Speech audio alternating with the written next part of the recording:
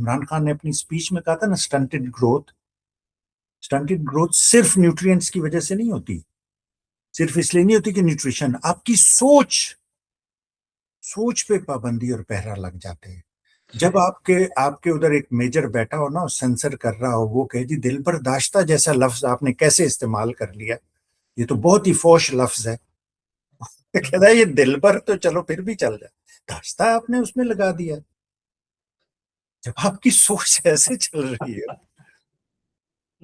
یہ ایک بڑا نقصان. دوسرا جو تھا وہ پولیٹیکل پروسیس، ظاہر پہلے کیاٹک تھا. ان لوگوں نے ڈیلیبریٹلی سسٹمیٹکلی بنگالیوں کو پش کیا، سب کو، جو پہلے سیاستدان آپس میں کر رہے تھے. دیکھیں آپس میں آپ لڑ رہے ہوتے ہیں نا اپنے بھائی سے، اپنے دوستوں سے، تو وہ اور بات ہوتی ہے. جب دوسرے لوگ آ جاتے ہیں اور وہ سب مل کے آپ کے ساتھ آپ کے بھائی کو مارنا شروع کر دیتے ہیں، پھر چیز سچویشن بدل جاتی ہے. جب ہم یہ بات کریں گے نا 1971 کا جو دور تھا، جس کی ہم انشاءاللہ بعد میں بات کریں گے، اس میں یہ چیز کھل کے سامنے آئے گی کہ 11 سال میں جہاں پہ معاشی ترقی ہوئی، کچھ سٹیبلٹی آئی، آپ کا انفراسٹرکچر بنا، منگلا تربیلا جیسے بڑے منصوبے بنے، ایجوکیشن کا سسٹم بنا، ایگریکلچر یونیورسٹی فیصل آباد اور اس طرح کے بے شمار ادارے بنے. میں وہاں سے پڑھا تو پتہ نہیں کیا ہوں، لیکن میں وہاں پہ اسکول میں 4 سال میں ادھر گیا تھا. اچھا، تو وہ سارے اس ٹائم پہ بنے تھے. لیکن محترمہ فاطمہ جناح کا ایوب خان کے خلاف الیکشن لڑنا، اور جس طرح سے بےہودہ، بے ہنگم اور بغیرت انداز میں ان لوگوں نے کیمپین چلائی تھی، وہ بعد میں بہت سے سیاستدان جو ان کے نون لیگیوں کے ساتھ اور پپلیوں کے ساتھ مل گئے تھے، وہ وہاں سے ان کی ٹریننگ ہوئی تھی. محترمہ فاطمہ جناح کو انہوں نے غدار سے لے کے ہر طرح کے ذاتی حملے، ایسے لچر باتیں ان کے خلاف، ایسے کیمپین میں اوپنلی باہر کرتے رہے یہ لوگ. تو اس سے آپ کی اخلاقیات پہ بہت اثر پڑتا ہے. چائنیز قوم نے ترقی کی، آپ دیکھ رہے ہیں ان کی ترقی کا بالکل ایک ڈیفرنٹ طریقہ ہے. انہوں نے اپنے ثقافتی اور اپنے قومی ورثے کو، اپنی ذہانت کو، اپنی ویلیوز کو، انہیں اس سے مسخ نہیں ہونے دیا. حالانکہ اتنی بڑی قوم ہے، 1.5 ارب لوگ ہیں، 1.5 ارب لوگ. ہمارا وہ حال تھا، حبیب جالب نے اس زمانے میں کہا، ان کا 10 کروڑ یہ گدھے جن کا نام ہے عوام. ان کی بہت ہی اچھی نظم ہے اس زمانے کی. اس زمانے میں بھی ہمارا حال یہی تھا جو اب ہمیشہ سے یہ رہا ہے. تو ان 11 سال میں یہ بہت بڑا ڈیمیج ہوا. اس نے بنیادی طور پہ ایک تو فوج کو اتنا بڑا لیوے دے دیا، انہیں اتنی زیادہ پاورز دے دی کہ آگے انہیں اور پاور، اور جب آپ کے پاس آ جاتی ہے نا پاور، چاہے وہ ویلتھ کی شکل میں ہے، جی جس شکل میں، پھر آپ کو اور چاہیے ہوتی ہے، پھر آپ اور اس کے پیچھے پھر پڑ گئے. پھر انہوں نے دیکھا کہ یار یہ تو بڑا کام ہے. پھر وہاں سے انہوں نے کبھی they never went back. They went behind the curtain sometimes. پردے کے پیچھے سے انہوں نے کیا، لیکن انہوں نے کبھی بھی اس چیز کو چھوڑا نہیں اس کے بعد سے. جی یہ مجھے کافی انٹرسٹنگ لگ رہا ہے کہ پہلے 11 سال کا ہم نے دیکھا کہ جو کچھ ہوا، جو فصل بوئی گئی، وہ ان 11 سالوں میں کاٹی. اور آپ یہ بتا رہے ہیں کہ یہاں پہ جو کچھ کیا گیا وہ آگے جا کے ہم اس کے اوپر بات کریں گے. دیکھنا مجھے یہی نظر آ رہا ہے کہ یہ مطلب یعنی آپ کچھ بھی کرتے ہیں اس کے اثرات آنے میں ٹائم لگتا ہے. کیونکہ ہم لوگ عام طور پہ کرتے ہیں کہ بھائی نئی حکومت آئی ہے، فرق تو کوئی پڑا نہیں. حالانکہ مطلب یعنی آپ کچھ بھی کرنے لگیں تو اس کے کچھ رزلٹ آنے میں ٹائم لگتا ہے. ایبسلیوٹلی. آپ یہ دیکھیے کہ مسلم لیگ 1906 میں بنی تھی، ٹھیک ہے. انگریز اس وقت چاہتے تھے ان سب لوگوں کو تھوڑی بہت آؤٹ لیٹ دینا اور تھوڑا بہت ایک سمجھے نظام میں حصہ دینا چاہتے تھے. 1947 میں پاکستان بنا ہے، 41 سال لگے ہیں. 1947 میں پاکستان بنا ہے اور 1971 میں ٹوٹ گیا 24 سال میں. وہ سارا جذبہ، وہ قوت ایمانی، پاکستان کا مطلب کیا، لا الہ الا اللہ، دو قومی نظریہ، 24 سال میں. اور اس کی بنیاد ان دو ادوار میں رکھی گئی تھی. اس میں پہلے دور میں آپ نے دیکھا بنگالی سیاستدانوں کے پیچھے سیاستدان پڑے رہے سارے، انہیں انڈرمائن کرتے رہے، پش کرتے رہے جتنا ان سے گریب کر سکتے تھے. 52% لوگ ہیں یار، 52% حصہ ان کا، 49 دے دیں آپ چلیں. زیرو پہ تو نہ لے جائیں نا انہیں پش کر کر کے. بالکل. یہ سارا کام جو ہے یہ اس 11 سال کا ایئر مارک ہے. ٹھیک ہے, ترقی اپنی جگہ تھی, پاکستانیوں میں بہت وہ تھا, اس کی وجہ یہ تھی عالمی حالات بہت ڈفرینٹ تھے. انڈیا نے جو چوائس کی, ہماری چوائسیز اس سے بیٹر نکلی. ہماری قوم ہے تو ڈائنامک, نارتھ انڈیا جو ہے یہ بہت ہی ڈائنامک ریجن ہے. ان کی سروائیول انسٹنکٹس اور انہیں شارٹ کٹ لگا کے منزل پہ پہنچنے کے جو طریقے نا ان کے بہت ہی وہ سمجھیے اسٹرانگ ہے. تو یہ پرابلم میں جتنی تیزی سے گھستے ہیں نکل بھی آتے ہیں اس سے. لیکن یہ ایک چیز تھی, یہ چونکہ اپنے ہمارے لوگ تھے, ہمارے اپنے بچے تھے, یہ سارے ہمیں نکلنے نہیں دیتے. جو اندر کے لوگ ہیں یہ سارے. اس زمانے میں ایک اور جو بہت امپورٹنٹ چیز ہوئی تھی وہ 1965 کی جنگ تھی, نہیں ہونی چاہیے تھی, جس کی کوئی وجہ نہیں تھی. جن لوگوں نے ہماری تاریخ لکھی ہے, ہمارا مطالعہ پاکستان لکھا ہے, انہوں نے سب جنگوں کے بارے میں لکھا ہے کہ انڈین تھے وہ کمینے تھے, جو بنیا تھا, جو ہندو بنیا نے یہ کیا اور رات کی تاریکی میں یہ کر دیا, اور ہمارے ساتھ اللہ کی مدد تھی اور سبز پوش ہوتا تھا جو بم پھینکتا تھا. اور یہ ساری بکواس بازی ہیں. یہ ساری چیزیں جو ہے آپ کو ڈسیلیوژن کرنے کے لیے انڈوکٹرینیٹ کیا انہوں نے ہمیں پریکٹیکل چیزوں سے نکال کے انہوں نے ہمیں ماورائی چیزوں پہ لگایا ہے. ان کا جی بابے اور دم درود پڑھ لیں. درود دم کی اپنی جگہ بہت ویلیو ہے, اللہ تعالیٰ کا نام ہے, قرآن ہے, ان سب چیزوں کی بہت اہمیت ہے. لیکن اللہ تعالیٰ نے قرآن میں جگہ جگہ کہا ہے کہ آپ صرف عبادات کی بنیاد پہ زندگی نہیں گزار سکتے, آپ صرف وظیفے سیدھا سا سوال ہے بھائی کہ یہ سبز پوش جو بزرگ تھے یہ بدر میں کہاں تھے؟ اگر بدر میں نہیں تھے تو پاکستان میں ان کو کیوں آنے کی ضرورت پڑی؟ تو مطلب یعنی اگر آپ تھوڑے اس سے سوچیں تو یہ بالکل بے تکی بات بنتی ہے ساری. اچھا, آپ کو مزے کی بات میں بتاؤں, ہم لوگ میرا خیال ہے بلاسفیمی بارڈر لائن پہ چل رہے ہیں, ہمیں لوگوں کے وہ آنے شروع ہو جائیں گے. مزے کی بات آپ کو بتاؤں کہ ہمارے ابھی بھی بہت سے مولوی ہیں جو بدر کے بارے میں یہ اس طرح کے قصے سناتے ہیں. وہ اسٹریٹجی, وہ وار اسٹریٹجی, وہ ٹیکٹکس, وہ ٹیکنیکس, جو وہ ساری چیزیں رسول اللہ صلی اللہ علیہ وسلم نے پلان کی تھی اپنی ٹیم کے ساتھ, اور جس طرح انہیں ڈپلوائے کیا تھا سب چیزوں کو, وہ ساری چیزیں کوئی نہیں بتاتا. وہ یہ نہیں بتاتے کہ آپ کو پریکٹیکلی اللہ تعالیٰ نے فرمایا ہے کہ لیس الانسان الا ما سعی, کوشش کے بغیر آپ کو کچھ نہیں ملے گا, جتنے مرضی وظیفے دعائیں درودیں آپ پڑھ لیں. یہ تو کہیں بھی نہیں کہا گیا. تو ہمیں اس راستے پہ ان لوگوں نے لگایا. 65 کی جنگ میں انہوں نے ہمیں اس ڈائریکشن میں لے گئے. پھر انہوں نے پاکستان کو اٹیچ کر دیا کہ اسلام یہ اور فلانا اسلامی نظام. اس سے ہماری اقلیتیں جو اس بھروسے پہ آئی تھیں کہ ہمیں یہ کہا گیا تھا کہ اس ملک میں سب لوگ, قائد اعظم نے یہ بار بار جگہوں پہ کہی ہے یہ بات, اپنے اپنے عقیدے کے مطابق, اپنے اپنے مذہب کے مطابق آزادی سے زندگی بسر کر سکیں گے. وہ چیز ہم سے چھین لی گئی اس دور میں, ہمیں لگا دیا. اور یہ جب ہم ضیاء الحق کے ٹائم پہ پہنچیں گے تو یہ بابوں اور درودوں اور یہ والا چکر آپ کو اور بہت زیادہ نظر آئے گا. اچھا, تو لیکن یوگ کے ٹائم پہ یہ چیز نہیں تھی. یوگ کے ٹائم پہ سوٹ بوٹ, اور اس وقت تو خیر ان کے میس میں شراب بھی چلتی تھی. ہاں, شراب بھی چلتی تھی, وائف سواپنگ بھی ہوتی تھی. یہ لوگ ویسٹ کے فلی انوالو تھے. فوج ہماری جو تھی بہت ہی ایڈوانس تھی اس ٹائم پہ. دیکھیے اس ٹائم پہ جب ایک پروسیس شروع ہو جاتا ہے نا, کینسر جیسے شروع ہو گیا, اس کے اثرات نہیں آپ پہ ظاہر ہوتے. ابھی آپ کی باڈی فنکشن کر رہی ہوتی ہے, آپ چیزیں, آپ کہتے ہیں یار کینسر مجھے اگر 4 سال پہلے ہوا تھا تو میں اس وقت کیوں نہیں گر جاتا تھا, بیکاز آپ میں قوت مدافعت ہوتی ہے.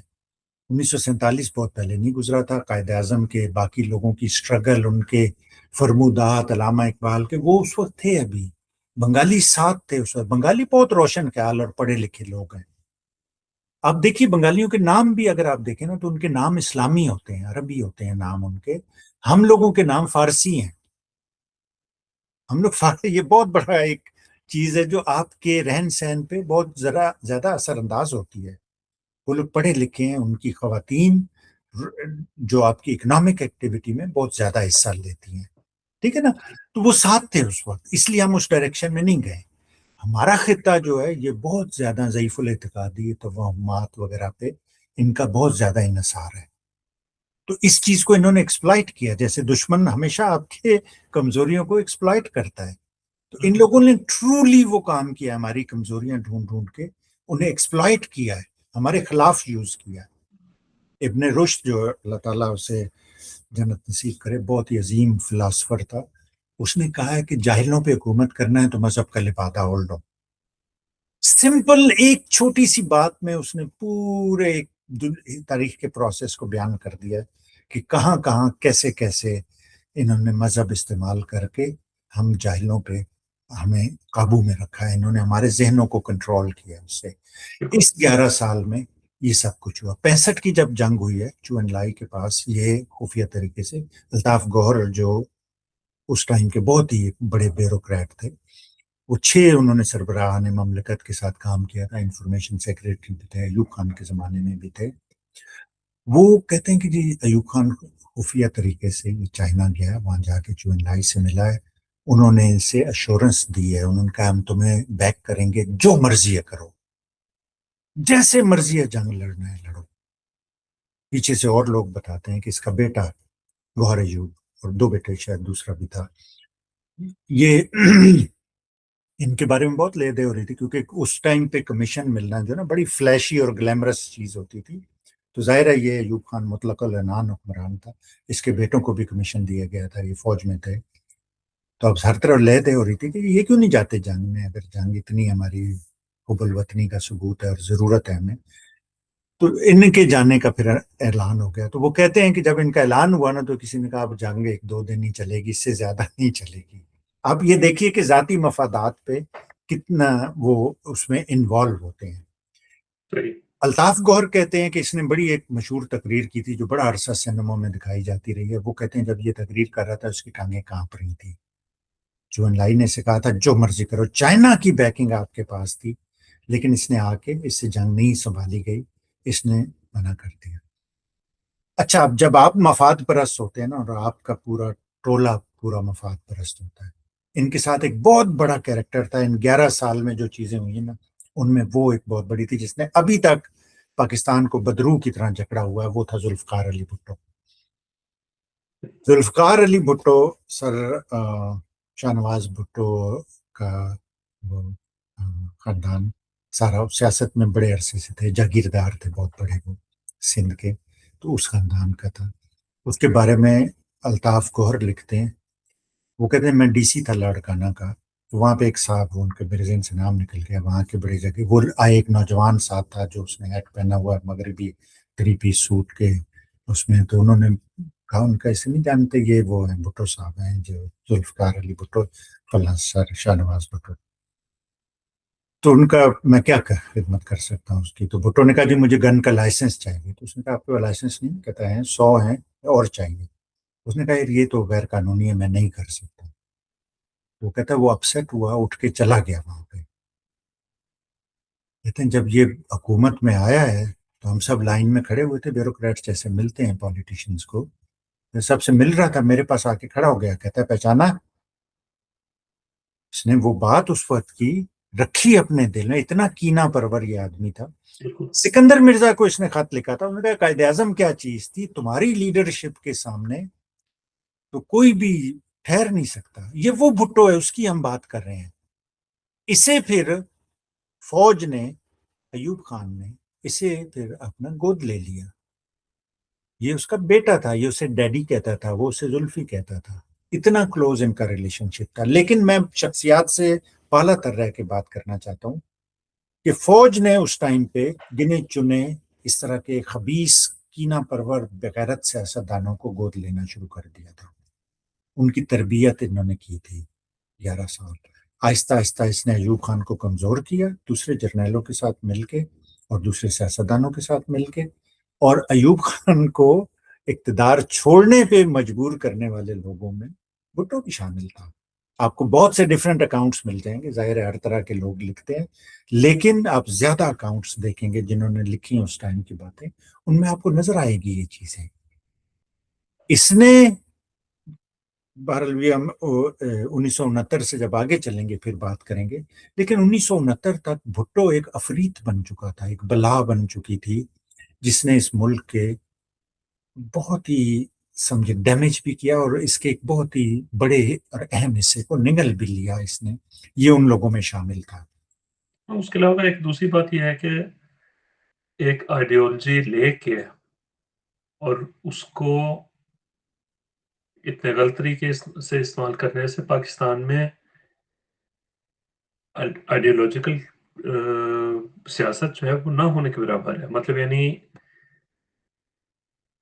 اس وقت آپ دیکھیں جماعت اسلامی سے میرے ہزاری اختلاف، لیکن ان کی ایک آئیڈیالوجی ہے۔ بھٹو عمل کے کریں جو نہ کریں لیکن ڈیفینیٹلی آپ صحیح کہہ رہے بالکل، ہیں۔ لیکن یہ ہے کہ ان لوگوں کا جو سوشلزم ہے وہ پاکستان میں ہمیشہ پیپلز پارٹی کے ساتھ ایسے جوڑ دیا گیا ہے کہ بہت سے ممالک میں سوشلسٹ نے آ کے کافی کام کیا ہے۔ پاکستان میں سوشلزم کا لیبل کافی گندا ہو گیا یہ ہے ان کے شاید یہ ساتھ۔ تھاٹ آپ نا ہولڈ کریں، ابھی ہم 11 اچھا سال صحیح، پہ فوکس کرتے ہیں۔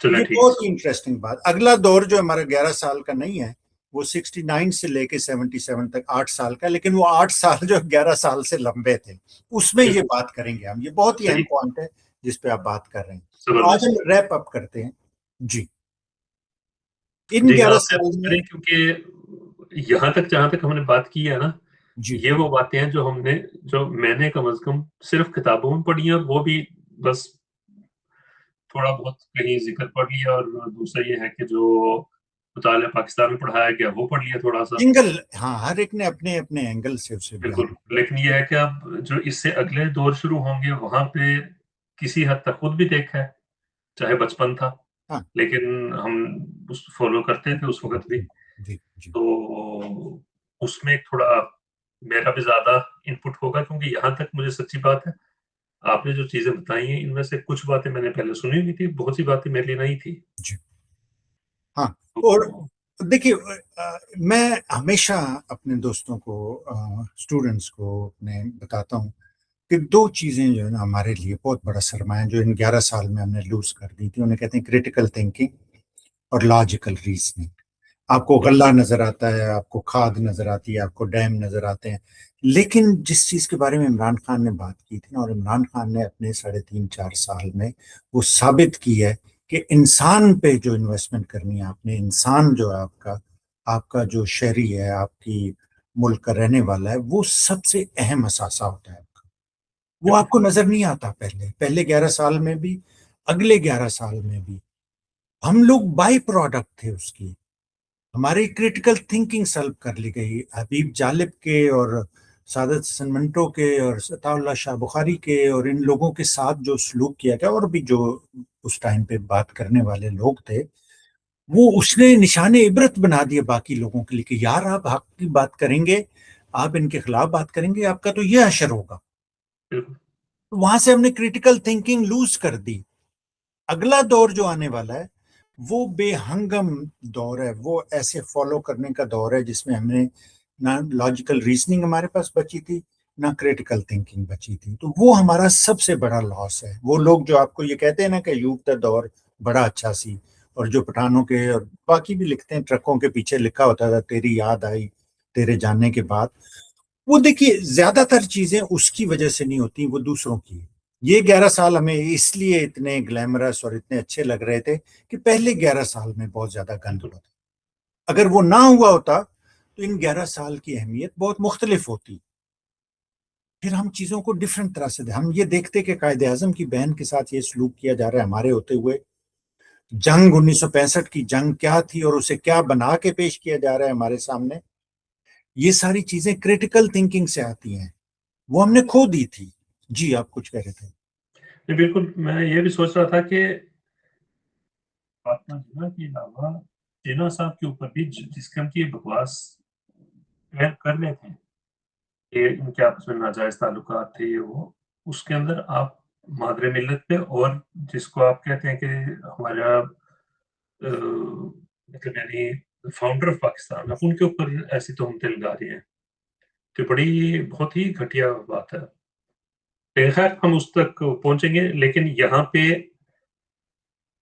ان 11 سالوں میں فاطمہ جناح نے ایوب خان کے خلاف الیکشن لڑا، جی इलेक्शन जीता और इलेक्शन लूट लिया गया। एग्जैक्ट सेम चीज जो अभी आपने देखी क्या है रिसेंट। एग्जैक्टली जी मेरा यही पॉइंट था। जी। तो कि हमने ये फिल्म असल में पहले देखी हुई है, याद हो कि ना याद हो। अदालत का भी आप जो नजरिए जरूरत की आप बात करते हैं जो। जी। बिल्कुल। तो तो चलिए हम इसको फिर रैप अप करते हैं भाई। इसके अंदर एक चीज है कि जो कुछ हमने पहले देखा था उसका अक्स हमें आज के जो हालात है उसमें भी नजर आता है, और ये हमें आगे जाके भी नजर आएगा कि जो कुछ नए उसके अंदर वो क्या कहते हैं कि पुरानी बोतल में नई शराब। हमने ये सब कुछ पहले देखा हुआ है, जो अब भी हमारे सामने हो रहा है। ये भी जाना पहचाना इसलिए लगता है कि ये काम कर चुके हैं पहले, तो हमें उसको रोकना है। और कुछ चीजें फर्क भी हुई हैं बहुत, तो हम उसके ऊपर भी बात करेंगे। लेकिन कम से कम इन 11 सालों में जो हम समझा करते थे और बहुत से हमारे बुजुर्ग बताया करते थे कि तरक्की बहुत हुई, उस तरक्की का एक कीमत भी थी जो आपने बताई, और वो कीमत हमें अदा करनी पड़ी। उसको साथ बात। कीमत के अलावा शोएब भी आप ये ध्यान में रखें कि जब स्टेबिलिटी होती है ना और आपको पैसे मिल रहे होते हैं कहीं ना कहीं, तो तरक्की लामहला हो जाती है। इस तरक्की बिल्कुल में ये नहीं है कि जी अयूब खान कोई बहुत बड़ा विजनरी था या बड़ा तजर्बाकार आदमी था इस मामले में, उसका बिल्कुल इसमें कोई बिल्कुल ये है। सही उसे है। आप ये क्रेडिट जरूर दे सकते हैं कि जी ठीक है उसने इन चीजों को अपोज नहीं किया, वो पैसे लूट के घर नहीं ले गया या इस तरह के छोटे मोटे फायदे। जाहिर है वो इतना बड़ा इतना पावरफुल आदमी था उस टाइम पे, तो उसने जरूर फायदे उठाए होंगे सबसे जो अभी तक चल रहे हैं। तो बिल्कुल लेकिन ये कि हमारे जो उसमें लॉसेस हुए हैं उस इस 11 साल में वो बहुत ही बड़े थे यार, जिनकी। आपने जो ज़हनीत के ऊपर बात की थी ना, क्रिटिकल थिंकिंग के ऊपर,